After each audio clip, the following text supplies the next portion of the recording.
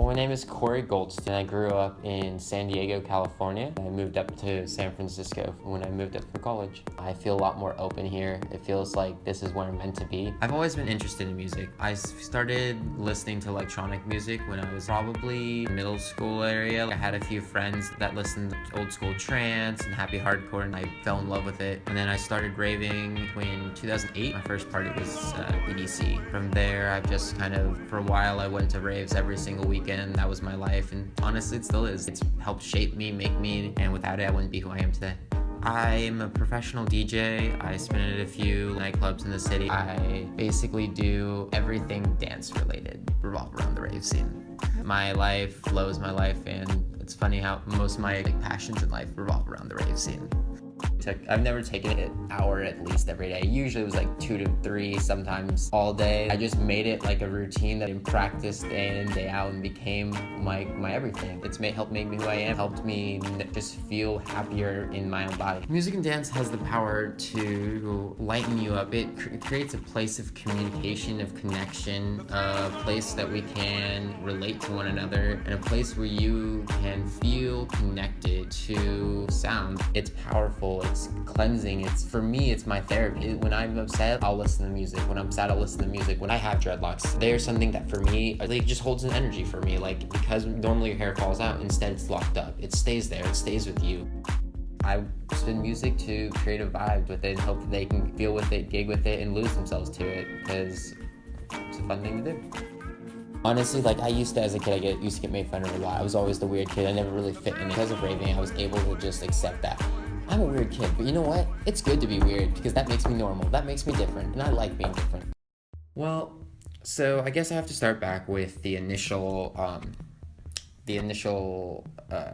which basically I was walking in a senior Chavez building, kind of near the quad, and Nina, the girl that approached me, she was handing out flyers to a poetry slam. I used to write poetry religiously. I used to write it in high school, and I participated. So I was kind of interested in what she was handing out, and she was about to give me the flyer, and then she looked at me and was like, "Sorry, we don't want people with your hair here." To me, at the time, it felt very insulting, because I was like, you have no right to tell me what I can and can't do. And I was just like, wow, that's rude. And I walked away, because I don't have to deal with that. I shouldn't have to deal with that negativity. And at the time, that's how I was viewing it. So I walked away from the situation. And then she was like, "Do you have any scissors so I cut off your hair?" I had to take a couple days off school just because of the situation. I was like, I'm not trying to deal with this.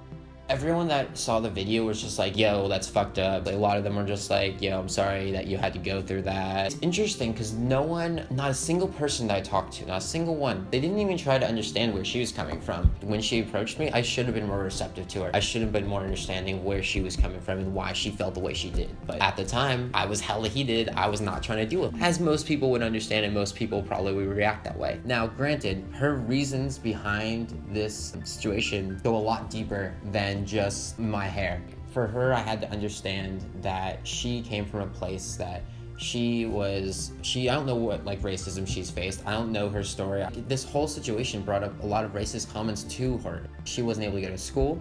She wasn't able to live in her own home.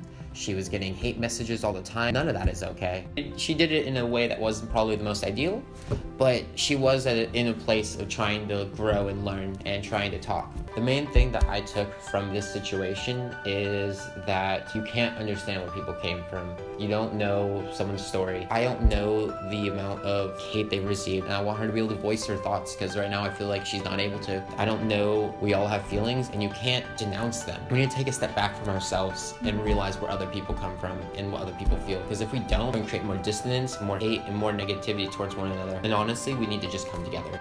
I just want her to be able to feel comfortable again. Yes, dreadlocks may have a cultural tie towards people in the African American community, and it does have a tie, but it also has ties in other communities. I'm doing it for me. I'm not doing it to hurt you. I'm not doing it as a sign of disrespect. I'm doing it from love, and I'm just trying to destroy that cultural barrier. I come from the human culture. That is where we need to move. We are all human beings. My community's up here. My friends are up here. This is where I'm meant to be. And at the end of the day is all we can really ask for.